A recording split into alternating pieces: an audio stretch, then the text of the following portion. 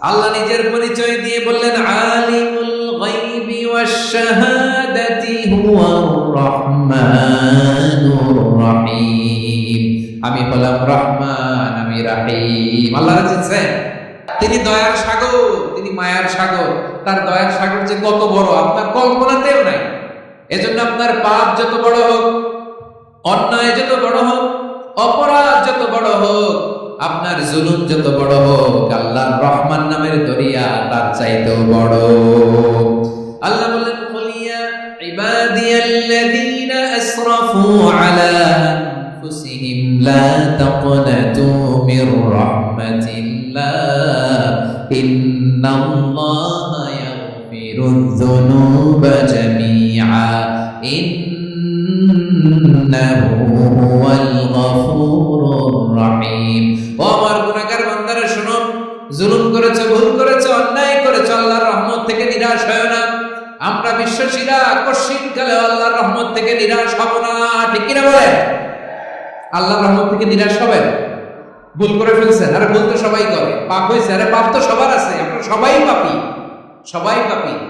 যত পাপ হোক, ভুল হোক, অন্যায় হোক, অনুতপ্ত হয়ে তওবা করে ওযু করে জায়নামাজটা বিছিয়ে সেজদা দিয়ে চোখের পানি ছাড়েন। চোখের বেয়ে পড়া পানি আল্লাহর কাছে যে কত প্রিয়। অনুতপ্ত বান্দার চোখের পানির ফোঁটা তার চোখ বেয়ে, নাকের ডগা বেয়ে জমিনে ড্রপ করার আগেই আল্লাহর ওই বান্দার সব গুনাহ মাফ করে দেয়।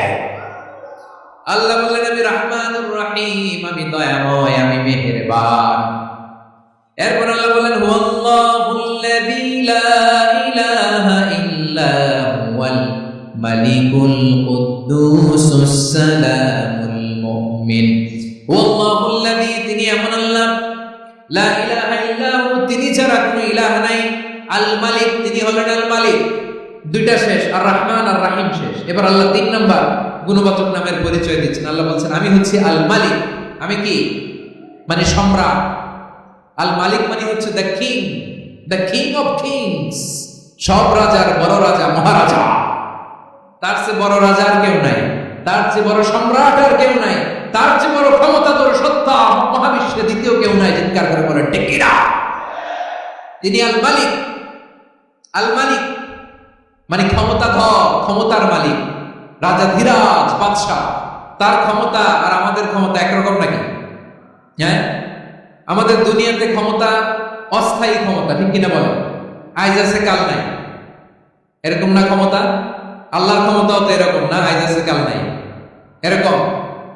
দুনিয়াতে দেখবেন কোন দেশের প্রেসিডেন্টের 4 বছরের ক্ষমতার মেয়াদ, কোন দেশের 5 বছরের। আল্লাহর কয় বছরের? 10 বছরের নাকি 20 বছর, 100 বছর। আল্লাহর ক্ষমতার মেয়াদ কতদিন বলেন? বুঝে থাকলে বলেন তো। চিরকাল তার ক্ষমতার মেয়াদ। চিল্লায় বলেন ঠিক কিনা? নিরঙ্কুশ ক্ষমতা, একচ্ছত্র ক্ষমতা বলতে যা বোঝায়, এই ক্ষমতা একমাত্র আল্লাহরই আছে। আমাদের ক্ষমতার জন্য আমরা ডিপেন্ড করতে হয়, ওর ডিপেন্ড লাগে, ওই জনমত নেওয়া লাগে, ওই জনগণের কাছে যাওয়া লাগে, ভোট চাওয়া লাগে। এরা ভোট দিলে এরপরে আমরা আসবো, ঠিক কিনা? আবার জনগণ না চাইলে আমরা নাই। আল্লাহর ক্ষমতা কি এরকম? হ্যাঁ। আবার দেখবেন দুনিয়াতে ক্ষমতায় যাওয়ার জন্য জোট করা লাগে, জোট। জোটের রাজনীতি আছে না নাই? জোট হয়, শরীক হয়, এই হয়, সেই হয়, নানা ভাবে দুনিয়াতে ক্ষমতায় আসতে হয়। আল্লাহ বলে আমার ক্ষমতার জন্য কারো উপর বিন্দু পরিমাণ আমার ডিপেন্ড করা লাগে না। সৃষ্টির শুরু থেকে আমি ক্ষমতার চেয়ারে বসা, মহাবিশ্বের শেষ পর্যন্ত, সীমাহীন ভবিষ্যৎ পর্যন্ত আমি ক্ষমতার চেয়ারে থাকবো। আমি হলাম আল মালিক। আমার ক্ষমতার কোনো কমতি নাই, কোনো ঘাটতি নাই। কেউ আমার ক্ষমতা থেকে নামাতে পারবে না। পারা যাবে? এই যে আমরা ফ্যাসিস্ট সরকারের যে আপনারা নামাই দিয়েছেন গণ অভ্যুত্থান করে, মনে আছে? 5ই আগস্টের কথা ভুলে গেছেন এত তাড়াতাড়ি? মনে আছে?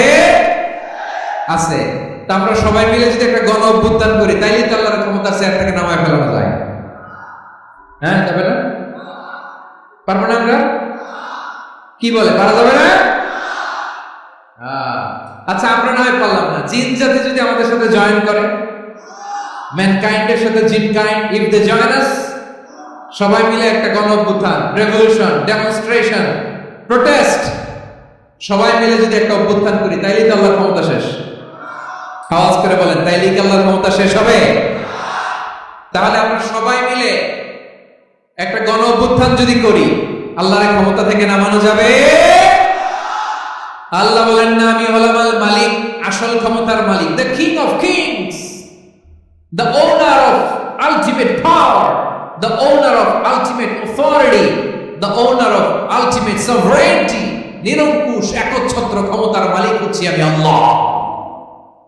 আল্লাহ তাআলা সূরা মুলকের শুরুতে বলছেন, তাবারাকাল্লাযী বিয়াদিহিল মুলকু ওয়া হুয়া আলা কুল্লি শাইইন কাদির। মহিমান্বিত সত্তা, যার হাতে ক্ষমতা, তিনি যা চান তাই করতে পারেন। আওয়াজ করে বলেন তো তিনি কে? আবার আল্লাহ বলেন, কুলিল্লাহুম্মা মালিকাল মুলকি তুতিল মুলকা মান তাশাউ ওয়া তানজিউল মুলকা মিম্মান তাশাউ ওয়া তুইজ্জু মান তাশাউ ওয়া তুযিল্লু মান তাশাউ বিয়াদিকাল খায়র ইন্নাকা আলা কুল্লি শাইইন কাদির। আল্লাহু আকবার। এ নবী, আপনি বলুন, আল্লাহুম্মা মালিকাল মুলক, আল্লাহ আপনি ক্ষমতার মালিক, তুতিল মুলকা মান তাশা, যাকে চান তারে ক্ষমতার চেয়ারে বসান, ওয়া তানজিউল মুলকা মিম্মান তাশা, যাকে চান তাকে ক্ষমতার চেয়ার থেকে ছুঁড়ে ফেলে দেন। তিনি কে?